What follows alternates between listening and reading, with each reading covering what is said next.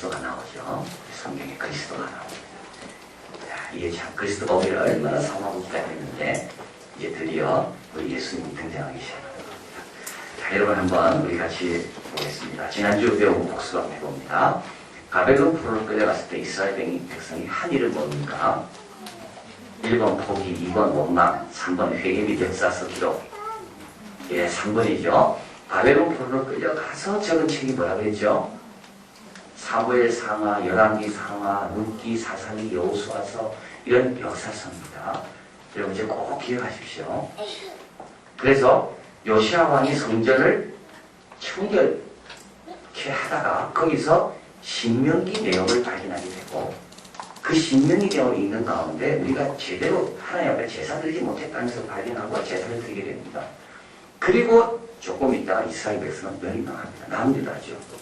이때 이들이 신명기 책을 들고 가서 우리가 왜 멸망했는지를 신명기적 관점에서 쓰게 된 겁니다. 그것이 역사서입니다. 이스라엘 백성들은 자기들이 완전히 하나님부터 버림받았지만 그럼에도 불구하고 우리가 왜 버림받았는지를 이해하고 발견하려고 몸부림쳐서 나온 것이 바로 역사서라는 것. 그리고 어떻게 우리가 다시 회복될 수 있는가? 신명기 말씀대로 살면 우리가 다시 회복될 수 있는가? 그래서 이스라엘 백성은 바벨론 1200km 떨어진 그 고향과 성전과 땅을 다 잃어버렸음에도 불구하고 그들은 하나님 말씀 하나 붙들고 거기서 다시 출발한 것. 대단한 민족입니다. 모세오경도 마찬가지입니다. 모세오경도 원래 있었습니다. 그러나 완성된 것은 바벨론 포로 때입니다. 자, 그 다음 이제 다음 성경 중 포로에서 돌아온 뒤에 적은 책은 뭡니까? 1번 시편, 열왕기 상하, 사사기 사무엘상. 아까 다 설명했죠? 뭐만 안 나왔죠? 아까? 시편. 시편은 700년 동안에 자료를 수집해서 완성된 것이 시편입니다. 그렇죠?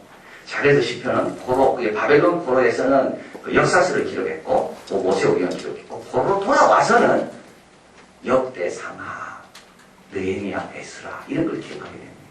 그리고 시편을 기록하게 됩니다. 12지파 중 쉬운 것을 찾으려다가 평화롭게 살고 있는 라이스 사람을 해치고 땅을 얻어다가 결국 우상 숭배를 배우게 되고 요한계시록 14명 4,000명 들지 못한 지파는 어느 지파입니까? 그죠? 네. 그래서 우리가 당군 다니의 후손 그거 아니라고 이야기했습니다. 자, 오늘은 이제 예수님에 대해서 이제 배우겠습니다. 구약을 잘 알면 예수님의 오심이 얼마나 그 의미가 있는지를 알게 됩니다. 먼저 우리가 한번 이거 여러분 그 역사적 정책 얘기에 나와 있죠. 천국의 400년 격동의 시대. 이걸 보면 자 이제 말라기 선지자로부터 예수님이 오신 세례 요한이 광야에서 시대까지 더 이상 선지자의 외침은 없었습니다. 그래서 그 시간을 천국의 400년이라고 말합니다. 신약과 구약의 중간기입니다. 하나님의 말씀은 없었지만 그러나 이때 이 시대 이스라엘 팔레스타인 그 지역은 얼마나 격동에 시달렸는지 자 알렉산더 대왕이 페르시아를 무찌르게 됩니다. 헬레니스 문화를 전파하게 됩니다. 그래서 이제 헬라 문화를 팔아들이게 됐죠. 이 팔레스타인 땅이요, 가나안 땅이요. 근데 알렉산더 대왕이 32살에 죽잖아요. 죽어서 그 나라가 셋으로 갈라지게 됩니다. 그리고 포톨레마이오 왕조가 이 팔레스타인 지역을 통치하게 됩니다. 그런데 이 포톨레미오 왕조가 오래 가지 못하고 그 위에 있는 시리아로부터 또 이 팔레스타인 정복 이 지배권을 뺏기게 됩니다. 자, 페르시아가 지배했고 그전에는 바벨론이 지배했고 그 다음에 헬라가 지배하다가 지금 이 팔레스타인 땅을 누가 지배합니까? 시리아 사람들이 지배하고 있는 겁니다. 그런데 이 안티오쿠스라는 이 그 4세 이 안티오쿠스 정복한 사람의 아들이 안티오쿠스 4세는 굉장한 이 나쁜 사람이었기 때문에 성전을 모독하고 율법서를 폐지하고 우상을 막 예루살렘 성전 한가운데 세우고 돼지고기를 유대인들에게 먹게 합니다. 자, 이때 가장 즐겨 읽혔던 책이 있다면 그게 뭘까요? 다니엘서입니다. 다니엘이 왕의 직무와 포도주를 거부하잖아요. 바로 이 돼지고기 이야기입니다. 그래서 돼지고기를 거부해야 되냐 말아야 되냐 갈등하고 있는 사람들에게 다니엘서처럼 그렇게 분명하게 하나님 뜻을 전해주는 말씀이 없다는 거예요. 자, 그래서 시리아 사람들이 또 이스라엘을 지배하고 있는 겁니다. 자, 그걸 지배하다가 견디다 못해서 늙은 제사장 마타타이스 타스의 5 아들이 혁명을 일으켜가지고 독립을 하게 됩니다. 하스몬드 왕조라는 것을 일으켜서요, 이것도 새로운 왕조가 다윗 왕조가 아닙니다. 제사장과 왕이 동시에 겸하는 이건 참 특별한 제도가 또 만들어지게 됩니다. 그래서 이 하스몬 왕조가 한 150년 정도 통치하다가 그 다음에 로마가 일어나가지고 로마가 또 이 제도를 점령하게 돼요. 그러니까 이스라엘에서는 정신을 못 차리는 겁니다. 페르시아, 바벨론, 헬라, 아시리아, 그 다음에 또 로마. 그런데 로마가 이스라엘 이 땅을 지금 점령했을 때는 당시 공화정에서 제적으로 바뀌고 있었기 때문에 로마 안에도 많은 혼란이 있었습니다. 그리고 유다 땅에는 북도들에 의해서 내란이 계속되고 있었고 이때 헤롯이라는 사람이 나타나가지고 이 폭도들을 다 진압해버립니다. 그러니까 로마로 봐서는 얼마나 이 헤롯이 고맙겠습니까? 그래서 로마에서는 헤롯에게 유대인이라 왕이라는 칭호를 주게 됩니다. 이 헤롯이 누군가? 바로 예수님이 태어났을 때 동방박사들이 방문했을 때 흥분하고 놀랐던 사람이 이 헤롯입니다. 근데 이 헤롯은 유대인이 아니고 에돔 출신의 사람입니다. 우리 지난주 공부하면서 말씀드렸잖아요. 야곱, 네, 12지파가 있고 야곱의 형 에서가 있죠. 에서는 누구의 조상입니까? 에돔의 조상입니다. 그러니까 이 야곱과 에서, 에돔과 이스라엘은 늘, 에돔 사람들은 늘 이스라엘 사람들이랑 열등감이 있습니다. 주류에 못 들어갔다는 거죠. 그런데 이 사람이 중에 이 후손이 헤롯인 거예요. 그러니까 헤롯은 이스라엘을 다스릴 때 얼마나 불안하고 그래서 얼마나 철저하게 통치는지 모릅니다. 그 헤롯에게 동방박사들이 나타나서 유대인으로 왕이 나시니까 여기 계시냐고 물으니까 헤롯이 정신을 못 차리는 거예요. 그래서 헤롯이 가만히 알아봐서 베들레헴 근처에서 난 아이 2살 미만을 다 죽여버립니다. 몇 명쯤 됐을까요? 2세 미만으로 죽은 그때가 아닌가요? 그렇게 많지는 않다고 한 10명 정도 죽었더라고요. 그래서 예수님께서 이 헤롯을 피해서 어디로 가시나요? 애국으로 갑니다. 헤롯이 죽은 다음에 예수님께서 다시 나사렛이라는 동네로 돌아오시게 됩니다. 자, 이 헤롯이 성전을 지어주게 되고요. 그래서 결국은 유대인들은 이스라엘에서는 성전을 3번 갖게 됩니다. 첫째는 솔로몬 성전, 두 번째는 누구 성전이에요? 포로로 돌아온 제2성전, 에스라시 때 지은 거죠. 제2성전. 그 다음에 세 번째가 헤롯 성전입니다. 그래서 예수님께서 들어갔던 곳은 이 헤롯이 지은 성전이고 예수님께서 이 성전을 가리켜서 나중에 돌 하나도 남지 않고 다 무너진다고 했던 성전은 이 헤롯 성전입니다. 근데 이스라엘 백성들은 헤롯 성전을 가리켜서 제3성전이라고 안 불렀습니다. 그건 이방인이 지어준 거기 때문에. 그래서 첫 번째 솔로몬, 두 번째 에스라 네헤미야 시대 때 지은 성전, 그것만 가리켜서 제1, 제2성전이라 했고 이것을 헤롯 성전이라고 불렀습니다. 자, 그래서 이 헤롯은 헤롯 대왕이죠. 헤롯 대왕. 유대인들의 마음을 사기 위해서 이제 성전을 지어줬고 이 성전은 나중에 AD 70년 로마가 이스라엘 백성을 완전히 전멸시킬 때 그때 이 성전도 완전히 무너지게 됩니다. 자, 그래서 이 격동의 시기에 우리 예수님이 탄생하게 되고 이때 이제 하나의 공동체가 만들어지게 되는데 이게 이제 쿰난 공동체입니다. 쿰난 공동체는 종말이 다가오고 있다. 지금 세상이 하도 어수선하니까 마지막 때가 다가오고 있다. 그래서 메시아가 올 거다. 그래서 군에 가가지고 메시아를 기다리면서 경건한 생활을 했던 사람들이 쿰난 공동체입니다. 이 사람들이 뺏겼었던 책이 있는데 그게 뭔가? 그게 사회사원입니다. 구에 숨긴 거죠. 자, 그래서 이 당시에는 사회가 너무 어수선했고 뭔가 역사가 큰 변화가 일어날 것 같은 그런 분위기였어요. 근데 하나님 말씀은 들리지 않는 거죠. 근데 누가 나타났나요, 이때? 누가 나타났어요? 세례요한이 나타난 겁니다. 그러니까 백성들이 목 놓아 기다리다가 뭔가 낌새가 이상하다고 기다리고 있었는데 세례요한이 어디에 나타났죠? 세례요한이? 광야에 나타나고 세례요한이 요단강에서 세례를 베풉니다. 이스라엘 백성에게 광야는 뭡니까? 세워질 수 있는 훈련의 장소고 요단강은 뭡니까? 요단강만 건너면 약속의 땅에 들어가는 마지막 목욕하는 장소가 요단강입니다. 그래서 세례요한이 400년 만에 침묵을 깨고 나타나서 막 외치니까 백성들이 어떻게 돼요? 요단강에서 세례를 받으면 이제 주님의 나라가 임하는구나 라는 기대를 가지고 요단강으로 막 몰려간 겁니다. 자, 그런데 세례요한은 무슨 배짱으로 하나님 나라가 곧 온다고 외쳤을까요? 이게 놀라운 겁니다. 그죠? 이게.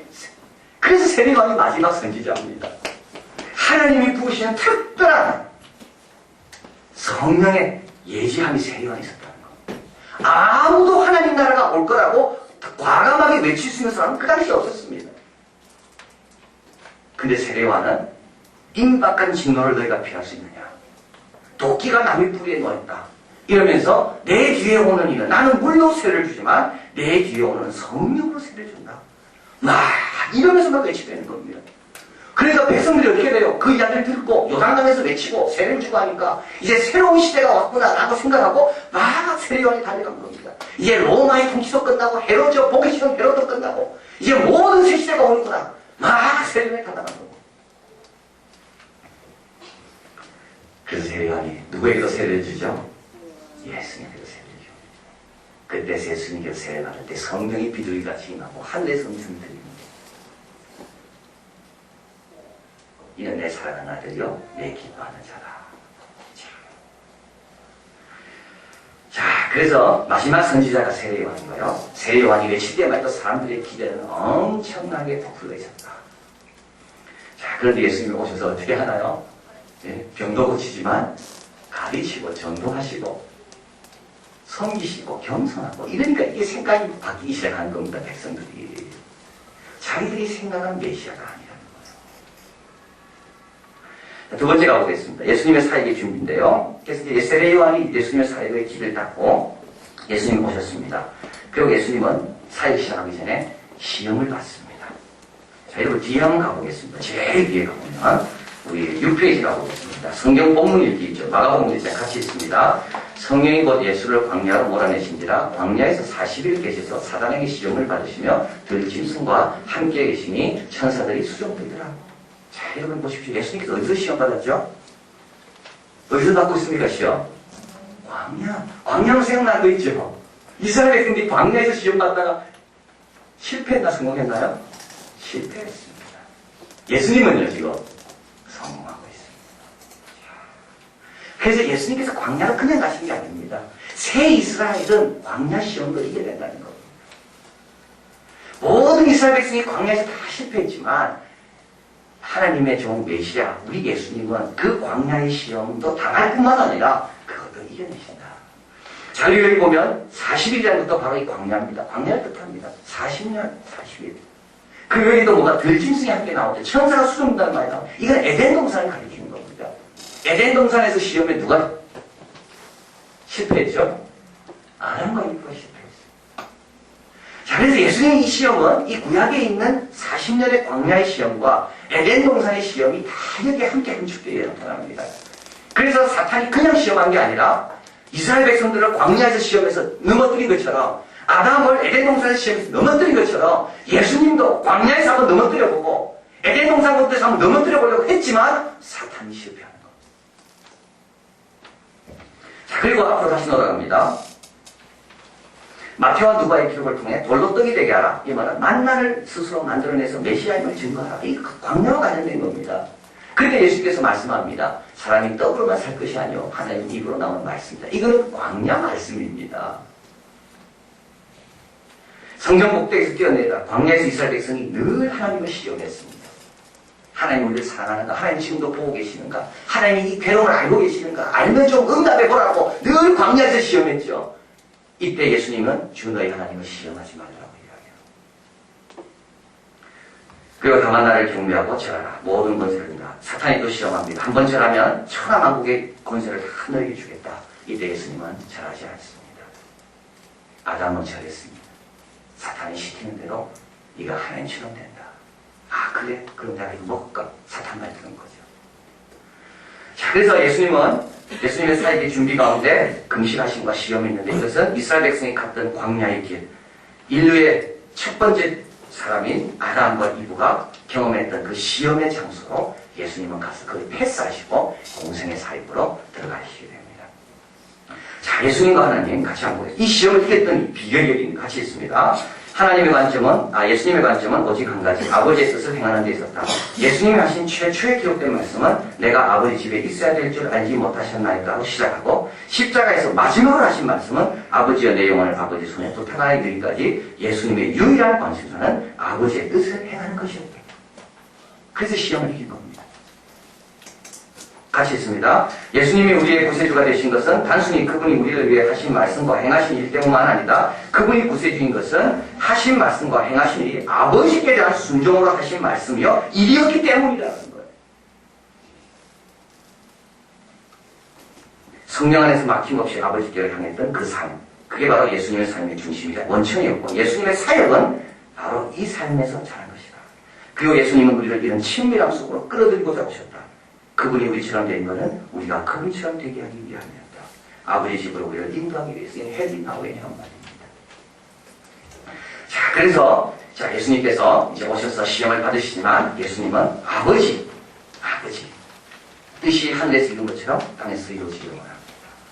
아담 넘어진 이유가 뭡니까? 뜻은 아버지와 상관없어요. 그 결정할 때 아버지 생각도 안 했어요. 아담은. 그렇잖아요. 그거 먹으면 죽는다 그랬는데 그 뱀의 말을 들을 때 아담은 아버지는 생각도 안 했습니다. 광야 40년 걸릴 때 이스라엘 백성과 마찬가지입니다. 배고프고 목마르고 불평생길 때 아버지는 생각도 안 합니다. 10가지 재앙을 보내서 홍해를 건너게 한 그 아버지 생각도 안 합니다. 그러니까 시험에 다 넘어가는 거예요. 예수님은 오로지 아버지. 그래서 여기 보면 12살에 하신 말입니다. 이게 12살 때 예루살렘 성전에 올라갔다가 돌아오는 길에 부모가 잊어버리잖아요. 그래서 어디 가냐? 그때 예수님께서 예수님이 처음으로 입을 열는 말한 것이 처음 기록된 것이 바로 이겁니다. 12살 때 하신 말씀이에요. 그 아버지입니다. 아버지. 자, 다음에 성전, 예수님께서 성전을 창백케 하십니다. 자, 성전이라는 것은 너무 중요합니다. 이스라엘 백성에게 성전은 너무 중요하고 이스라엘 백성이 성전이 있기 때문에 자기의 정체성, 우리가 누군지를 알게 하는 거죠. 그리고 이스라엘 백성은 성전이 있는 예루살렘을 우주의 중심으로 얘기했습니다. 지금도 마찬가지입니다. 지금도 여러분 예루살렘이 어떤 곳입니까? 개신교, 이슬람, 유대교가 다 모여있는 어떻게 보면 가장 복잡한 곳, 어떻게 보면 가장 풀기 어려운 문제가 있는 곳이 바로 예루살렘입니다. 다 자기 땅이라고 주장하는 거죠. 다 거룩한 곳, 자기의 거룩한 곳. 예루살렘. 지금 유대인들은 주님이 다시 오신다. 메시아가 어디로 임하는가? 예루살렘 성전을 예루살렘으로 온다고 믿고 있습니다. 성전을 다시 못 짓습니다. 돈이 없어서 안 짓는 게 아닙니다. 이 성전을 다시 회복할 때는 메시아가 올 때라고 믿고 있기 때문에 그들은 감히 성전을 못 짓는 겁니다. 그때는 더 했다는 거죠. 그런데 예수님께서 성전을 청결케 하시고 성전을 헐라고 말씀합니다. 내가 3일 만에 짓겠다고. 성전을 향해서 그렇게 말할 수 있는 분은 예수님밖에 없습니다. 누가 감히 그 말은 뭡니까? 성전보다 더 큰 이가 여기 있다는 말입니다. 이야, 이게 놀라운 겁니다. 그래서 예수님께서 성전 청결하기 전에 나귀 타고 입성하십니다. 나귀 타고 입성한다는 말은 뭐겠습니까? 왕으로 들어오신다는 말입니다.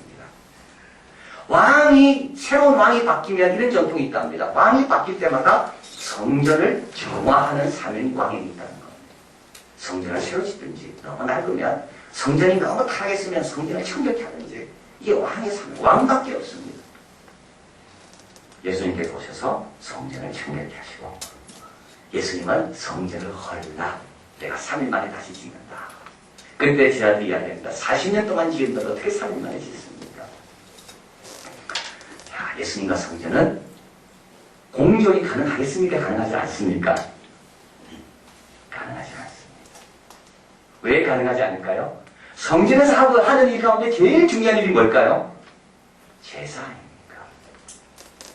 예수님의 어린 양으로 한 번 바쳐졌기 때문에 더 이상 제사가 필요가 없습니다. 성전을 헐려야 되는 겁니다.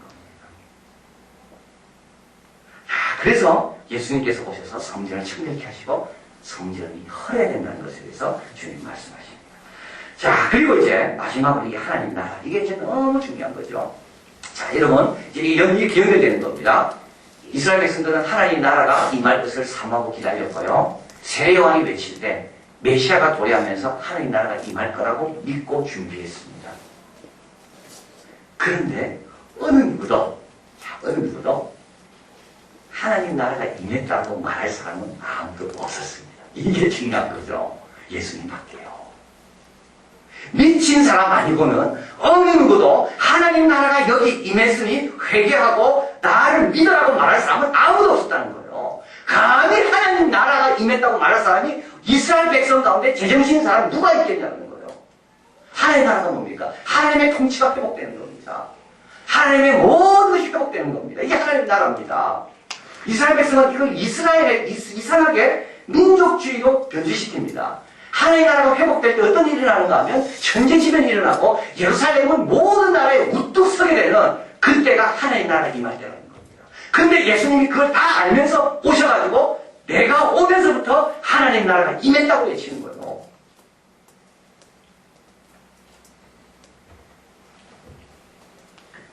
예수님에 의해 시작된 하나님의 나라. 회개하나? 뭐라고요? 천국이 가까웠다는 말입니다. 하나님의 나라가 가까웠다. 4페이지 조그만 것이 있죠. 같이 있습니다. 하나님의 나라에 오는 방법에 대해 유대 묵시 문학이 예언하듯 천지개벽이나 변혁으로 오지 않고 조그맣게 믿음 없는 얘기는 보이지 않도록 작게 시작했다. 이야, 하나님의 나라는 보이지 않게 시작한 겁니다. 건축자들이 버린 돌입니다. 쓸데없다고. 그런데 그 돌 가운데서 모퉁이 돌이 된 겁니다. 야, 자신의 사역을 통해 그리고 변화되는 지하들과 더불어 하나님 나라는 확장되고 시작됐다고 우리 예수님은 강조합니다. 그러면서 예수님께서 가르치신 사용하는 방법 중에 가장 특별한 것이 뭐라고 그랬습니까? 비유라고 그랬죠. 예수님께서 하나님 나라는 마치 계산시장과 같은데 새로운 세상이 시작되는 걸 보여주고 있습니다. 하나님 나라는 마치 돌아온 탕자가 올 때 맨발로 뛰쳐나가 끌어안는 그 아버지와 같은데 완전 새로운 세상입니다. 너희 중에는 섬김을 받는 사람이 높은 사람이지만 하나님 나라는 섬기는 자들이 가장 높은 사람입니다. 나는 너희 중에 섬김을 받으러 온 게 아니라 섬기러 왔다. 이게 이미 시작됐다는 거. 그래서 유대인들은 천지개벽이나 어떤 엄청난 어떤 자신의 어떤 유대민족의 어떤 그런 뛰어난 어떤 그런 영광받은 게 하나님 나라에 임할 줄 알았는데 그게 아니라 전혀 다르게 우리를 사랑하고 우리를 섬기러 오신 하나님의 아들의 오심으로 인하여 하나님 나라가 시작됐다는 겁니다. 자, 그래서 예수님께서 병을 고칩니다. 병을 고치는데 주로 언제 고쳤는가? 안식일날 고쳤습니다. 여러분 이거 중요합니다. 일부러 예수님께서 유대인과 논쟁하기 위해서 안식일을 고친 게 아닙니다. 병을 고쳤는데 안식일 고친 이유는 안식일 어떤 날입니까? 모든 창조가 끝나고 쉬는 날 아닙니까? 그런데도 병이 있다는 말은 뭡니까? 그 하나님의 창조에 뭔가 문제가 생겼다는 말입니다. 회복이 필요하다는 거죠. 그래서 예수님께서 의도적으로 안식일날 병을 고치신 겁니다.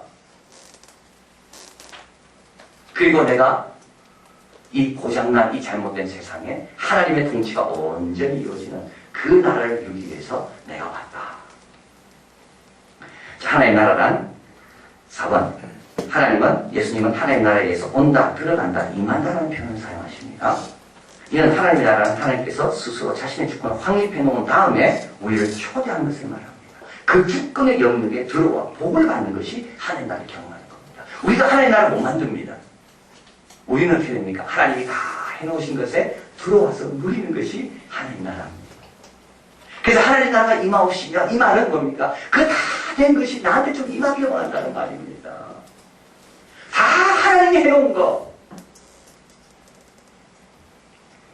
그래서 우리는 그 나라가 임하도록 기도할 뿐이며 나라를 빼앗기지 않도록 노력하는 것이며 나라를 발견했습니까? 그러면 그 나라에 들어가기 위하여 값진 보물을 발견했으면 밭을 사기 위해서 모든 걸 다 팔아야 되는 그게 우리가 할 일이지 우리는 그 밭에 감추인 보물을 만들 수가 없다는 말입니다. 그게 하나님의 나라입니다. 자, 그래서 자기 다섯 번째 예수님이 죽으시는 이유가 바로 여기 있습니다. 자, 하나님의 나라를 임하기 위해서 하나님의 나라가 들어가기 위해서 고장난 걸 고쳐야 됩니다. 이 세상은 창세기 1장 2장에 아름답게 창조됐지만 뭐가 들어왔죠? 죄가 들어와 타락했잖아요. 그 타락으로 인하여 온 세상이 죄와 더불어 왜곡되고 잘못되고 상처나고 고장나 있습니다. 이 죄의 문제를 해결하기 위해서 예수님께서 뭐 하셨나요? 죽으시는 겁니다. 자, 그래서 예수님만이 하나님의 나라를 임했다고 외칠 수 있는 겁니다. 나로 인하여 죄의 문제가 이 세상에 고민하는 지금부터 아담부터 시작해서 지금까지 죄로 인하여 극복하지 못했던 그 모든 문제들이 내가 내 죽음으로 인하여 해결될 수 있기 때문에 예수님이 하나님 나라가 임했다고 외칠 수 있는 겁니다. 그분밖에 없습니다. 자, 그리고 유대인들의 메시아 사상을 고치라고 합니다. 자, 그래서 예수님을 십자가에 못 박습니다. 여러분, 십자가에 못 박는 이유가 두 가지입니다. 이것도 참 중요한 건데요. 새롭게 발견하는 거죠. 첫째 하나는 뭐냐면, 예수님을 로마인의 손에 빌려서 예수님을 처형하고 싶어 했습니다. 자신들의 어떤 그런 깨끗함, 유대인들의 어떤 그런 뭐라 그럴까, 순결함을 유지하려고 해요. 그래서 예수님을 그들은 건드리기 싫어했습니다. 아주 예수님을 건드렸다가 세례관처럼 하나님의 뜻이 있는 것도 하고 백성이 따른 것도 하는데 우리가 잘못 건드렸다가 우리 하나님의 종을 건드린다. 이런 불안감이 두려움이 있었습니다. 그래서 이 유대인들, 종교지도자들은 로마 사람들의 손을 빌려서 충동을 통해서 예수님 죽이려고 하는 거죠. 그래서 결국은 정치범으로 예수님 사고 모는 겁니다. 그래서 이제 예수님이 로마인에 의해서 정치범이 됐기 때문에 십자가에 못 박혀 죽습니다. 종교범은요, 그렇게 돌로 쳐서 죽이면 됩니다. 근데 십자가에 못 박힌 거죠. 그런데 만약에 예수님이 정치범으로 몰려 십자가에 못 박혀 죽으면 유대 종교지도자들은 하나를 더 얻습니다. 십자가에 달려 죽은 사람마다 어떤 사람이라 그랬죠? 저주받은 사람이 되거든요. 구약이에요. 그러니까 십자가에 당신의 스승이 못 박히는 걸 보면서 제 아들은 다, 저분은 저주받은 사람이구나. 그래서 예수님에 따르는 공동체가 화해되지 않은 겁니다. 이게 두 가지를 노린 거죠. 그런데 예수님은 부활하시고 3일 만에 죽음의 권세를 다 깨뜨리시고, 그리고 두 가지를 주님께서 우리에게 보여주십니다. 하나는 예수님이 지금까지 했던 게 다 맞는 말이라는 겁니다. 예수님이 지금까지 했던 모든 것들에 대한 가장 확실한 증거는 뭐냐? 예수님의 부활입니다. 그리고 또 한 가지, 이게 바로 또 하나님 나라와 연결되는데요. 새로운 존재, 새로운 모습으로 살아갈 수 있는 길을 우리에게 연 겁니다. 자, 그래서 여러분 한번 가보겠습니다. 예수님의 부활을 조금만 더 보면요, 예수님의 죽음을 애도한 것은 한 번밖에 없습니다. 그죠? 여러분, 예수님의 부활을 애도하기 위해서 이스라엘 백성, 예수님의 제자들이 슬퍼한 건 한 번밖에 없습니다. 예수님의 죽음을. 우리는 어떻게 무덤에 자주 가잖아요. 예수님의 제자들은 무덤에 한 번밖에 안 왔습니다. 그 다음부터 다시는 무덤을 안 옵니다. 그렇죠. 부활하셨기 때문에. 자, 그리고 계속 나갑니다. 예수님의 제자들은 달랐습니다. 무덤에 머무는 시간이 하루도 되지 않았습니다. 이들은 전혀 혼란스러워하지 않았습니다. 예수님이 십자가에서 저주받는 모습으로 죽었는데도 불구하고 이들은 흔들리지 않습니다. 오히려 더 확신을 가지고 주님을 증거합니다. 유대인들은 하나님께서 온 세상을 변화시키고 특별히 이스라엘의 공의와 평화를 세운 후에 모든 백성들에게 생명을 주실 것이라는 부활에 대한 막연한 생각을 하고 있습니다. 그런데 예수님의 부활은 역사가 계속되는 중에도 부활이 일어나는 겁니다. 예수님의 부활은 그 다음에요, 소생한 것과 같지 않습니다. 자, 소생과 부활의 차이가 바로 여기 있습니다. 소생은 다시 일상적인 삶으로 돌아갑니다. 다시 아픕니다. 다시 배고프고 다시 죽습니다. 그러나 부활은 새로운 방식으로 존재하는 인간의 모습입니다. 이것이 뭘까요? 하나님의 통치가 온전히 이루어질 때입니다. 주님께서 원래 의도하셨던 에덴 동산에 아담을 지을 때 가지셨던 이 방식으로 존재하는 인간의 모습입니다. 자, 그래서 예수님으로 인하여 하나님의 통치가 우리 영혼 가운데, 우리 삶 가운데 뚫고 들어왔고, 우리는 이제 하나님 나라를 경험하면서 마지막 승리의 날을 향해서 계속 살아가는 그 새로운 길이 열리게 됐다. 그래서 예수님이 오셔서 외친 첫 번째 외침이 뭡니까? 회개하라. 뭐라고요? 천국이 가까웠다. 그러면서 마지막 이 말만 하고 마칩시다. 자, 마지막 하나님 나라에서 복음으로 주제가 바뀌게 됩니다. 하나님 나라는 유대 백성이 기다려왔던 약속입니다. 예수님이 오시면서 어떻게 되나요? 전혀 새로운 방식으로 하나님 나라가 시작되기 시작합니다. 하나님 나라 임한 거죠.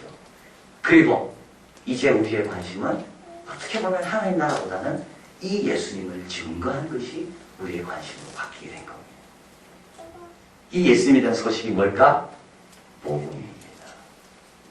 그래서 복음서 넘어서부터는 하나님 나라에 대한 것보다 뭐가 많이 나와요? 복음이 많이 나옵니다. 십자가에 달린 그분이 부활하셨다. 그 예수님이라는 소식. 그분을 믿을 때 우리도 이스라엘 백성이 꿈꿔왔던 그 소망해 왔던 오랜 전통 가운데 그려왔던 그 하나님의 통치, 하나님의 나라에 들어갈 수가 있고 우리들에게는 또 뭐예요? 영생을 얻고 우리에게는 또 뭡니까? 우리 언어로 말하면 구원을 얻고 하나님의 자녀가 됩니다. 자, 그래서 예수님의 죽음과 예수님의 부활로 인하여 마지막에 보면 제 밑에 5페이지 밑에 보면 복음과 더불어 그리스도인들의 자기 이해가 새롭게 형성되게 됩니다. 새 언약의 백성, 성도, 교회, 양, 주님은 포도나무, 우리는 그의 가지. 그리고 새로운 단어들이 만들어지는데 그게 바로 영생이고 구원입니다. 자, 그래서 이제는 구원의 약속을 담은 하나님 나라가 아니라 그것을 실현한 예수님의 죽음과 부활이 기독교 선포의 중심이 된 겁니다. 하나님의 나라는 이미 이루어졌기 때문에 하나님의 나라는 이미 시작됐기 때문에 그 나라를 일으키시고 시작케 하신 살아계신 예수님에 대한 선포가 더 중요한 주제가 됐고 더 긴급히 바로 드려야 될 내용이 됐다. 그래서 우리 예수님은 처음에는 하나님의 나라를 선포했습니다. 그러나 이제는 우리 예수님은 선포받는 분이 된 겁니다.